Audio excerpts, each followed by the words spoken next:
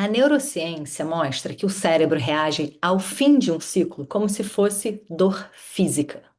Sabe o que é mais curioso? São as mesmas áreas responsáveis pela adaptação e aprendizagem. Ou seja, toda morte simbólica prepara neurologicamente para um renascimento. E é sobre isso que a gente vai falar hoje. Eu mesma já atravessei mortes simbólicas, várias delas. Fim de relacionamento, fim de trabalho, mudança de carreira, mudança de cidade, de país, a morte de alguém muito próximo, ou até uma doença grave de alguém muito próximo. Já virei mãe e perdi a identidade de quem eu era. Até porque a gente nunca mais volta a ser como antes. Impossível. E eu acho que a mais forte aconteceu quando eu quase morri fisicamente. Ali eu entendi que a vida avisa antes de ruir, mas a gente não escuta. E se você está aqui, talvez também esteja vivendo algum desses colapsos silenciosos, essa morte simbólica. Por fora, quem te olha para os outros, parece que tudo funciona, mas por dentro, tudo parece meio desconectado. Você sabe que não dá para ser como antes. E eu vi isso acontecer várias vezes com várias mulheres, seja na mentoria, no Entre Versões, na minha mentoria chamada Limiar, e sempre a mesma sensação, assim, eu não sei quem eu sou sem a versão antiga de mim. Esse lugar em que você não é mais a sua versão antiga, mas também não sabe mais quem você está se tornando, é um pouco confuso. E é muito comum eu ouvir assim de mulheres divorciadas, por exemplo. Eu não sei quem eu sou sem meu ex-marido. Eu não sei quem eu sou sem meus filhos, para aquelas que já tiveram os filhos crescidos, saindo de casa, né? O que a gente chama de ninho vazio. Então, vamos entrar junta nesse território entre o fim e o renascimento. Quando um ciclo termina, o mundo continua te tratando como antes. Você até tenta operar nesse mapa antigo, mas o seu corpo mesmo não acompanha. A mente tenta acelerar, mas alguma coisa te para, tem algum desconforto, uma certa incoerência entre o seu corpo, sua mente, sua alma, seu coração. Por exemplo, como eu falei, a mulher pós-divórcio que não sabe quem é sem o papel de esposa. Ou aquela executiva que foi demitida e que percebe que o crachá era parte fundamental da sua identidade e se pergunta agora, ué, como é que eu vou me apresentar? Quem é que eu sou agora? Ou, como eu falei, a mãe do ninho vazio, que não sabe qual é a sua função sem ser cuidar dos filhos. E é interessante, né? Porque essa parte da mãe é sempre paradoxal. Porque a gente cria os filhos para não dependerem da gente. E se isso acontecer, significa que a gente fez um ótimo trabalho. Mas quando a gente atinge esse resultado, a gente fica perdida, né? Várias mulheres que eu conheço se sentem assim. E alguns cientistas estudiosos já deixaram isso claro, né? Tem uma pesquisadora chamada Lisa Barrett, ela fala de uma teoria da construção emocional e tem também estudos sobre o córtex cingulado anterior, que fala da dor e do aprendizado, né? Ou mesmo aquele autor que eu amo, famoso, Daniel Goleman, que ficou super famoso com o best-seller Inteligência Emocional, e ele fala sobre choque de identidade.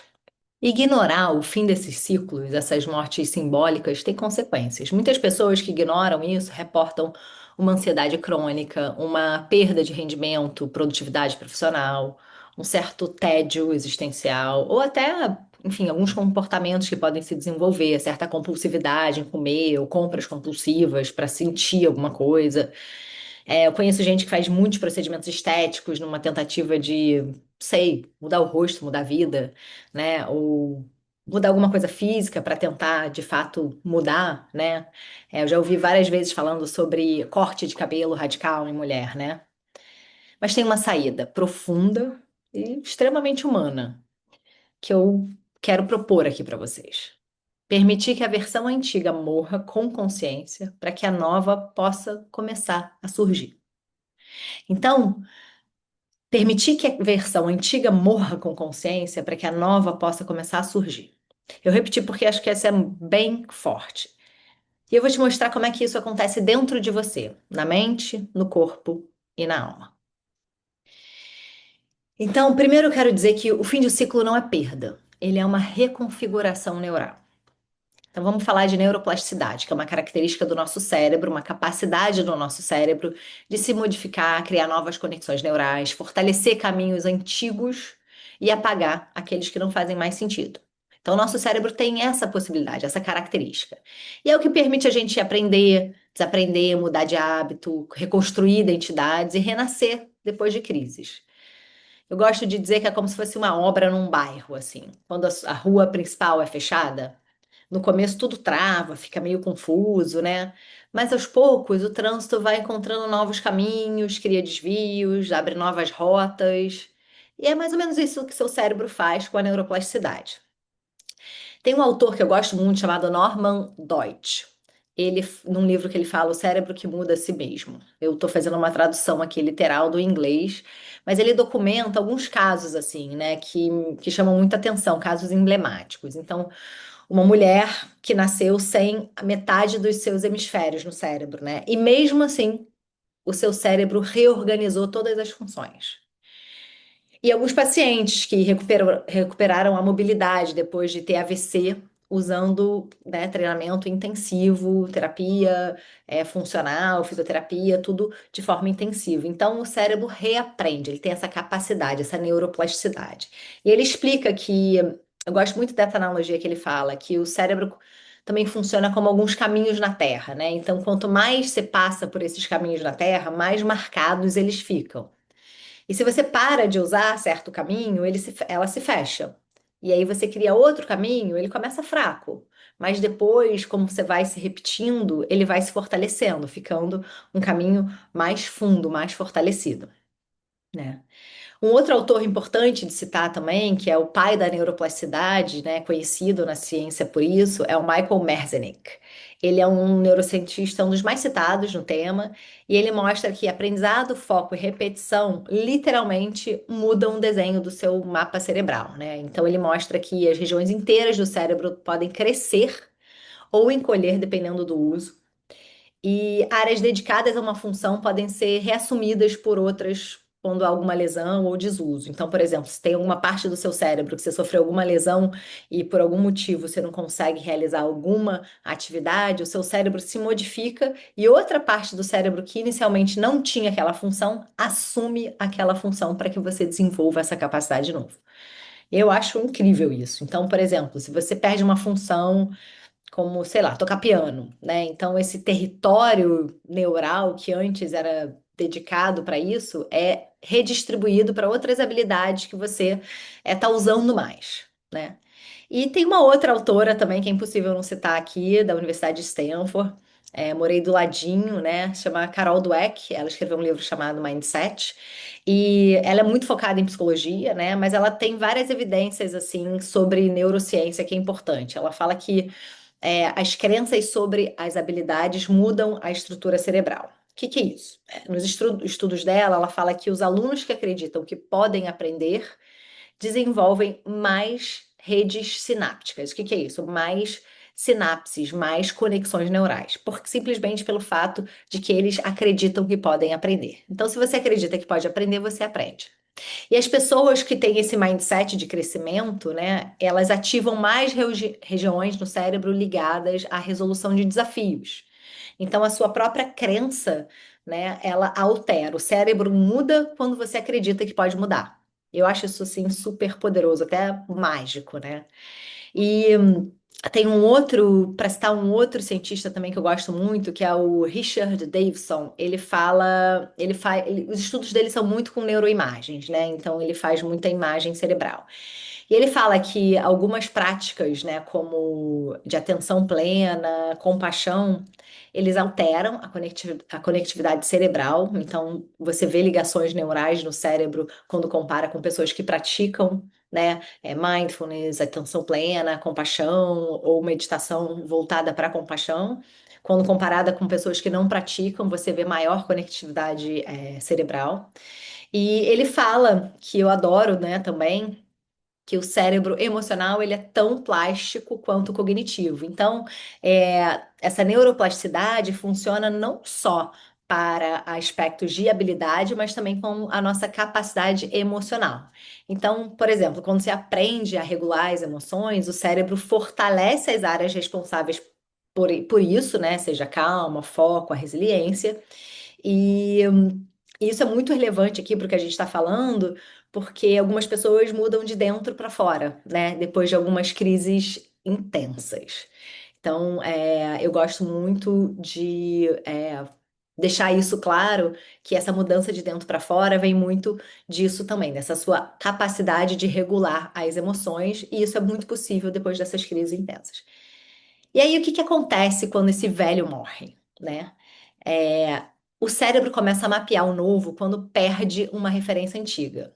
E eu acho isso bem bonito, mas isso é pura fisiologia, não é poesia, né?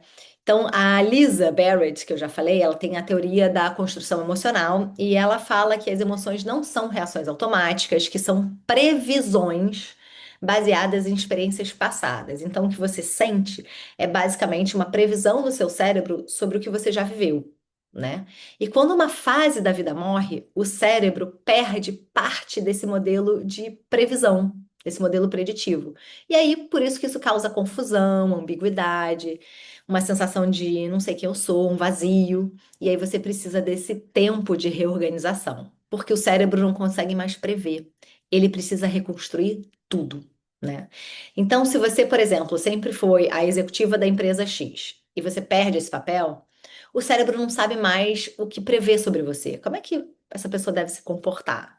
O que que significa ser ela agora? O que vem a ser seguir em frente, né? Então ele entra num modo meio de recalculando a rota, né? Porque ele perde essas referências. E alguns estudos sobre aquela área do cérebro que eu falei, que é o córtex cingulado anterior, que fala da dor e aprendizagem, né? Ela mostra que essa área é ativada tanto na dor física quanto em rupturas emocionais, né? É a mesma área. E também é a mesma área fortemente relacionada a processos de aprendizagem e adaptação. Então, olha que legal isso. A mesma área que dói, muda, aprende, se adapta. E essa dor é como se fosse o alarme que começa a acionar para você se reorganizar. Então, quando o velho desaparece, o cérebro reapropria o território. E as próprias pesquisas de neuroplasticidade falam que quando uma identidade antiga deixa de ser usada, os caminhos neurais ligados a ela enfraquecem. Então, áreas antes dedicadas a essa função se reorganizam para apoiar novos comportamentos, né? Então, se você, por exemplo, para de usar uma rota de GPS todos os dias, né? Ela some do histórico. E o aplicativo começa a entender que aquela rota não faz mais sentido, né? E aí seu cérebro faz a mesma coisa, cai em desuso, né? Aquela rota. E eu adoro também, acho importantíssimo a gente falar aqui da teoria do choque de identidade, do Daniel Goleman, né? Ele fala isso, ele descreve mais ou menos assim: o corpo já sabe que um ciclo terminou, mas a mente ainda tenta operar com o modelo antigo. E aí é isso que cria, né, esse lugar, essa sensação de você estar flutuando, essa perda de referência, essa tristeza sem um nome específico, né? Esse medo do novo, essa até uma resistência à mudança, né? Porque esse período é exatamente quando o cérebro está reatribuindo significado, reatribuindo e fazendo novas conexões neurais e novos caminhos. Então, quando as pessoas percebem que elas estão sendo quebradas, na verdade, elas estão sendo redesenhadas, essas rotas, né? E quando eu acompanho mulheres no limiar, né, na mentoria, é impressionante ver como é que esse choque de identidade aparece igualzinho, assim, a mente querendo um mapa antigo e o corpo já avisando, acabou, isso não funciona. E aí, quando percebe isso, tudo se reorganiza e fica mais claro, né? Então, assim, quando o velho morre dentro de você, três coisas acontecem. O cérebro perde essas previsões antigas, né? Como eu falei na teoria da construção emocional. Ao mesmo tempo, ativa áreas de dor, mas são as mesmas áreas de adaptação e aprendizagem, né? E existe uma reorganização do território neural para você criar uma nova versão. Então, é desconfortável porque é biológico, é confuso porque que é psicológico e é transformador ao mesmo tempo, porque é um processo humano, né? Eu, quando eu sentei na mesa com o Martin Seligman, que é assim é o pai, né, da psicologia positiva, eu estava na Filadélfia, dentro da casa dele, um frio danado, e ele falou para mim assim, Tônia, o florescimento não é estar bem. é você atravessar a dor com um propósito. Uau, aquela frase assim dele, entendi totalmente minhas próprias mortes internas e como é que isso tinha me mudado tanto, né? E eu muitas vezes eu não sabia como, mas eu conseguia transformar essa dor em crescimento. E é exatamente esse processo que eu vejo nas mulheres no limiar, né? Que é essa mentoria em grupo. E essa travessia exige três grandes movimentos, né? Então, eu gosto muito do autor Viktor Frankl, Em Busca de Sentido, né? Autor desse livro maravilhoso. Se você não leu, por favor, leia. E ele fala de três movimentos importantes, assim, do renascimento. O primeiro é o luto. Então, você se permitir sentir a dor desse fim. O segundo é a aceitação. Então, reconhecer que algo cumpriu o seu papel, aceitar. E o terceiro, abertura, criar espaço para o novo se formar, né? Então, renascer por si só exige atravessar essas micromortes. Eu vou dar alguns exemplos de micromortes aqui para vocês entenderem. É, nem toda morte interna, né, é um grande evento. Às vezes é um detalhe, por isso que eu chamo de micromorte. Mas esse detalhe, às vezes, é um detalhe muito relevante, né, que sustentava a sua identidade. Então, por exemplo, o nome. Isso é um detalhe, mas às vezes parar de assinar um nome que você usava, né, para agradar alguém, seja seu pai, sua mãe, seu marido, ex-marido, ou deixar para trás até um apelido que você carregava, mas não faz mais sentido porque aquele apelido te conectava a uma versão sua que não existe mais, né? É, eu tenho uma amiga que tem um nome duplo, né? E de um dia para o outro, ela falou: Cara, eu acho que eu vou assumir agora só o meu primeiro nome. É uma besteira, pode parecer uma besteira, né? É pequeno, mas é o cérebro avisando que algo dentro está mudando de lugar, né? Essa mudança de identidade. Outro clássico, outra micromorte clássica é o crachá, né?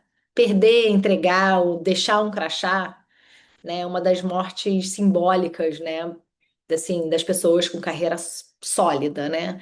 Então, aquele crachá não é só um pedaço de plástico que te autorizava a entrar e sair da empresa, né? Ele é o símbolo do lugar onde o cérebro entendeu que você era útil, que você era valorizada, que você era necessária, né? Então, quando você deixa esse papel, as previsões emocionais associadas a ela, né, como a Lisa Barrett fala, se tornam totalmente obsoletas e o cérebro precisa reconstruir novos mapas neurais, né? Entender, tá, quem eu sou agora?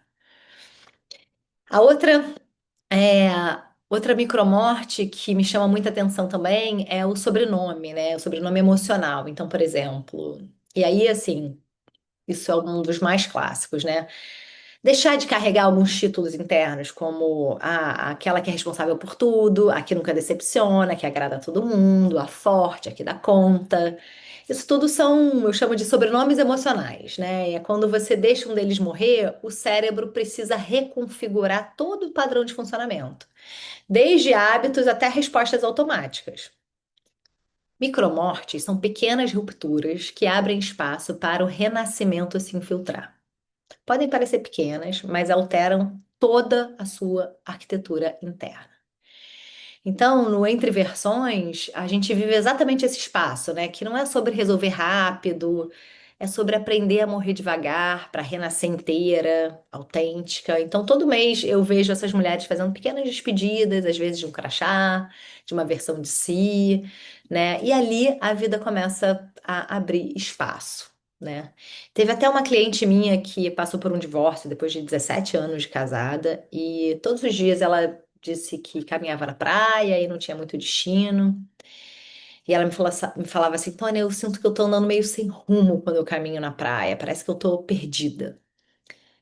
E aí, quando ela me falou isso, eu enxerguei de outra forma, né? Eu enxerguei que o cérebro dela estava entre dois mapas. Um mapa da esposa, que tinha morrido, ela não era mais esposa, e um mapa de uma mulher livre que ainda não existia, que ela não sabia ainda como preencher esse mapa, né? E é isso que o Daniel Goleman chama de choque de identidade, o momento em que a mente tenta operar nesse software antigo, mas o corpo já sabe que aquilo acabou. E aí, né, a gente foi fazendo o processo e depois de várias semanas, né, ela me disse: Ah, hoje eu percebi, Tônia, que eu não tô andando sem rumo, eu só tô andando, aprendendo a andar sozinha de novo. E aquilo foi muito forte, assim, foi um insight, uma realização muito forte. Porque até, assim, os estudos da neuroplasticidade, né, fala que essas rotas antigas, elas começam a se enfraquecer quando elas não são usadas, e aí as novas sinapses, conexões neurais começam a se formar, quando você se expõe a essas novas experiências, ainda que sejam simples, né? Então, aquela caminhada que ela fazia todo dia na praia, que a princípio parecia sem rumo, era a forma dela de processar o luto, de até liberar um pouco de dopamina, né, para reduzir essa sensação de ameaça, de estabilizar, né? O exercício físico também ajuda muito a estabilizar essa fisiologia e abrir espaço, né, permitir que esse novo mapa pudesse acontecer. Então, eu lembro de ter falado para ela: você não está andando sem rumo, você está criando um ritual de andar para renascer, né? E depois que eu quase morri, eu me lembro muito bem, assim, de um momento interessante em que eu estava fazendo alguma refeição e eu adoro comer salada e aí sempre tinha tomate. E aí o tomate, assim, o tomate para mim é muito simbólico. Eu me emocionei comendo esse tomate, né? E não era sobre a comida, era sobre olhar aquele tomate e poder ver a beleza de novo, né? Olhar para aquela semente do tomate e enxergar o quanto que ela passou para estar ali, né? E eu fui estudar um pouco isso, isso tem explicação científica, né?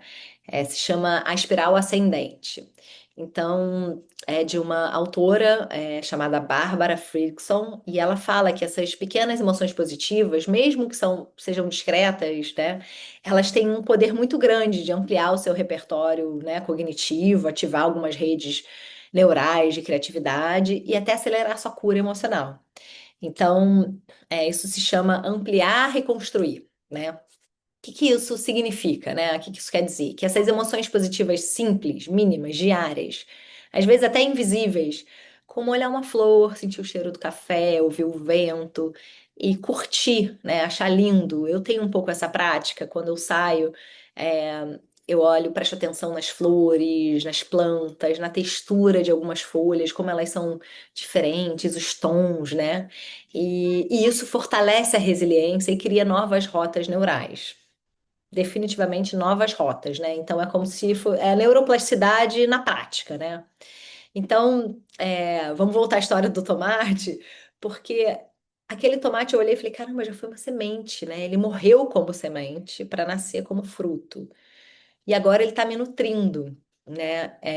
E aquilo é uma microexpressão, uma microemoção positiva, e ela ativa esse ciclo de ampliação, né? E faz ativar alguns novos circuitos emocionais, né? Então a gente sai desse estado de colapso para um estado de renascimento, né?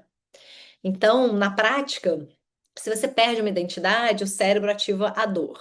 Você se permite sentir, então o sistema se reorganiza. Você encontra beleza em alguma coisa mínima, diária, rotineira, o cérebro reforça esses caminhos do novo. E você repete e o novo começa a existir de verdade. As micromortes são um portal para o novo. Essas caminhadas sem rumo ajudam o corpo a apoiar o luto. E pequenas belezas apontam o caminho do renascimento. Então, essa tríade, luto, reorganização, microbeleza, é exatamente como o cérebro renasce. E essas microvitórias são exatamente o que a gente faz no Entre Versões, assim, onde cada mês eu guio uma morte simbólica, né? E o renascimento acontece quando mente e corpo voltam a falar a mesma língua, quando eles estão em coerência. Agora, eu vou te propor para fazer isso comigo. Não importa onde você esteja, sentada, deitada no sofá, carro parado, por um instante só, é rapidinho. Deixe seu corpo participar dessa conversa, né? Então vamos fazer uma respiração. Respira assim, inspira em 4 segundos. 1, 2, 3, 4. E solta o ar em 6. 1, 2, 3, 4, 5, 6. Vamos fazer de novo. Enche. 1, 2, três, quatro. E expira em seis. Um, dois, três, quatro, cinco, seis. Essa respiração que a gente fez mais alongada, ela ativa um nervo chamado nervo vago. E ele dá um recado direto para o seu sistema nervoso. Você está seguro o suficiente para sentir. E se a gente não está seguro, não existe renascimento. O cérebro não cria rota nova em terreno de ameaça, não existe isso. Então, esse tipo de exercício, que é uma respiração simples, respirar, sentir, nomear, ganha uma força totalmente diferente quando acontece com um acompanhamento, né? Então, obviamente, no limiar, que é essa mentoria em grupo que eu faço, a gente estrutura esse processo de renascimento em etapas para que você não atravesse, né, essa mudança sozinha no escuro. E aí eu quero deixar uma pergunta aqui provocadora para você, né? O que precisa morrer agora? Então, quero que você preste atenção aqui dentro e responda mentalmente sem pressa. O que dentro de mim precisa morrer agora para que eu possa viver inteira?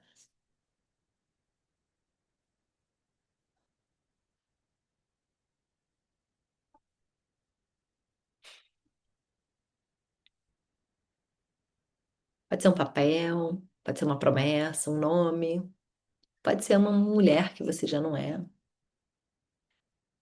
E lembra que morrer aqui não é virar pó, é liberar energia, território, neurônios, rotas internas para que algo saudável e autêntico tome o seu lugar. E quero fazer aqui uma proposta de um microdiagnóstico com você. Onde é que você está nessa travessia? Eu quero que você entenda qual dessas três fases descreve melhor você agora. A primeira fase, a fase do luto. Eu sinto que algo terminou. Ainda dói, ainda arde. E aí você pode ter alguns sinais, tipo confusão, irritabilidade, vontade de se isolar, ficar sozinha. A fase 2, de aceitação. Eu sei que acabou, mas não sei o que vem depois. Então, você tem um cansaço emocional, um vazio, alguns dias bons e ruins misturados. Ou a fase 3, que é a abertura. Eu tô curiosa pelo próximo capítulo, mas ainda sem forma, sem nome. Então, você tem um desejo de mudança, tem algumas ideias soltas, pequenas alegrias voltando. Então, saber onde você tá é muito importante, tá? Qual dessas três fases você tá? E já te tira desse lugar de falha, né? E te coloca num lugar de processo. E agora eu vou te pedir para pegar um papel, qualquer papel, escreve uma frase. Eu libero o que já não me sustenta.